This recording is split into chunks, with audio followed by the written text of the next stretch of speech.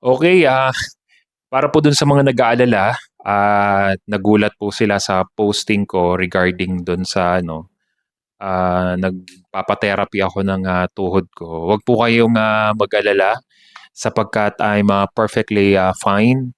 Sina-suggest lang ng doktor na kailangan ko lang, mamahinga sapagkat eto na nga ang sinasabi ko, hindi ako nakikinig dun sa mga advice ng iba na akala ko okay lang na hindi mag-strength training, kailangan pala talaga.